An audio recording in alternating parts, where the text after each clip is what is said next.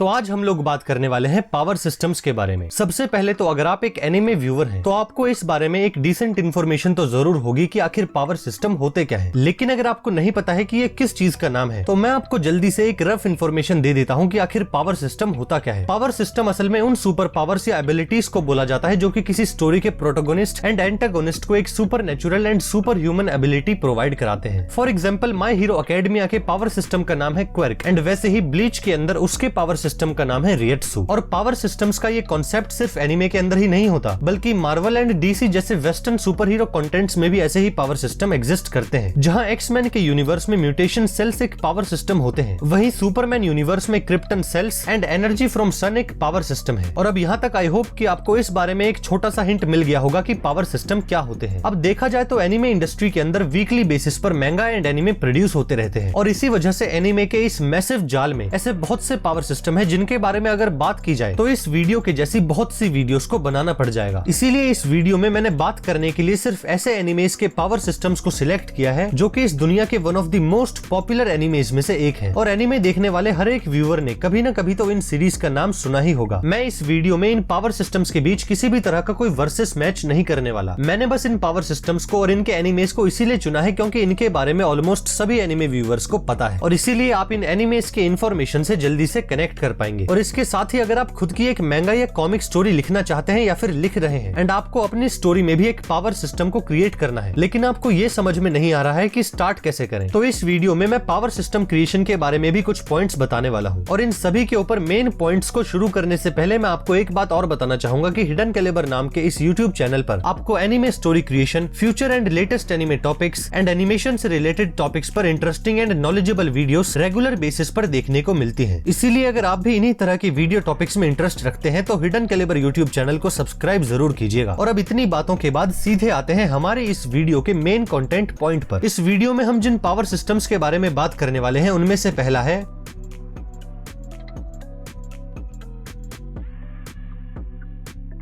One piece universe में power system के नाम पर दो तरह के एलिमेंट्स मौजूद हैं, जिसमें से पहला है डेविल फ्रूट्स और दूसरा है हाकी। तो सबसे पहले हम बात करते हैं डेविल फ्रूट्स के बारे में। अब जैसा कि आपने किसी दूसरे एनिमे या किसी सुपर हीरो कंटेंट में देखा होगा कि कुछ लोगों के पास एक स्पेशल तरह की सुपर पावर होती है जिसके साथ या तो वो बॉर्न होते हैं या फिर उन्हें वो पावर ट्रेनिंग या किसी सीरम की वजह से मिलती है। लेकिन वन पीस वर्ल्ड में सुपर पावर्स को अचीव करने का फॉर्मूला थोड़ा उल्टा है। वन पीस यूनिवर्स में लोग सुपर पावर्स के साथ पैदा नहीं होते बल्कि उन्हें खाते हैं। और आपने बिल्कुल ठीक सुना, वन पीस यूनिवर्स में कुछ ऐसी चीजें एग्जिस्ट करती हैं जिन्हें कहते हैं डेविल फ्रूट्स। डेविल फ्रूट्स की हिस्ट्री कुछ ऐसी है कि बहुत सेंचुरीज पहले एक सी डेविल की डेथ के बाद उसकी पावर्स ने डेविल फ्रूट्स का रूप ले लिया एंड पावरफुल एबिलिटीज वाले ये फ्रूट्स पूरी दुनिया में अलग अलग जगह पे फैल गए। और इन डेविल फ्रूट्स को कंज्यूम करने के बाद उसके यूजर को एक यूनिक सुपरनेचुरल पावर मिलती है। लेकिन डेविल फ्रूट्स की पावर्स एक सेक्रीफाइस भी लेती है और वो सेक्रीफाइस ये होता है कि डेविल फ्रूट यूजर अपनी स्विम करने की एबिलिटीज को खो देते हैं। एंड जहां वन पीस का वर्ल्ड ऑलमोस्ट 70% ओशन है एंड ये सीरीज पायरेट्स के ऊपर है जो कि अपनी पूरी लाइफ ज्यादातर ओशन में बिताते हैं, तो यहाँ पे डेविल फ्रूट यूजर्स का स्विम ना कर पाना एक बहुत बड़ी प्रॉब्लम बन सकती है। वन पीस वर्ल्ड में 3 तरह के डेविल फ्रूट्स होते हैं जिनके नाम है लोगिया, पैरामीसिया एंड जोआन, जिनमें लोगिया टाइप के डेविल फ्रूट्स को सबसे ज्यादा पावरफुल माना जाता है। और वन पीस वर्ल्ड में एक पर्सन अपनी पूरी लाइफ के लिए सिर्फ एक बार ही किसी डेविल फ्रूट को कंज्यूम कर सकता है और अगर कोई एक साथ 2 डेविल फ्रूट खाने की कोशिश करता है तो उसकी डेथ हो जाती है। और वन पीस के अंदर सिर्फ डेविल फ्रूट ही एक पावर सिस्टम नहीं है बल्कि इसके साथ ही वन पीस में एक स्पिरिचुअल एबिलिटी भी है जिसका नाम है हाकी। डेविल फ्रूट्स की ही तरह हाकी की भी 3 टाइप्स होती हैं, जिनमें से पहली है ऑब्जर्वेशन, जिसमें इसे यूज करने वाला पर्सन अपने ओपोनेंट को बिना देखे ही उसकी स्पिरिचुअल एनर्जी को फील करके उसकी मूवमेंट्स एंड अटैक्स का पता लगा सकता है। एंड सेकंड हाकी है आर्मामेंट, जिसमें उसे यूज करने वाला पर्सन अपनी बॉडी के चारों तरफ एक आर्मर जनरेट कर सकता है जिस आर्मर को पेनिट्रेट करना बहुत ही मुश्किल होता है। And last and most powerful hockey का नाम है conquerors. Observation and armament hockey की तरह कॉन्करर्स हाकी को हर कोई यूज नहीं कर सकता, सिर्फ कुछ लोग ही कॉन्करर्स हाकी के साथ पैदा होते हैं एंड वो ही उसे यूज कर पाते हैं। कॉन्करर्स हाकी को यूज करने वाले पर्सन अपने ओपोनेंट की विल पावर को डोमिनेट कर सकते हैं जिसकी वजह से उनके ओपोनेंट अपनी फाइट करने की विल पावर को ही खो देते हैं and finally conquerors hockey user के आगे हार मान लेते हैं। लेकिन अगर कॉन्करर्स हाकी यूजर का ओपोनेंट उसी के जितना स्ट्रॉन्ग होता है तो उसके ऊपर कॉन्करर्स हाकी का असर नहीं होता। एंड अब यहाँ तक तो हमने बात की वन पीस के पावर सिस्टम्स के बारे में और अब हम आते हैं अपने नेक्स्ट एनिमे एंड उसके पावर सिस्टम पे।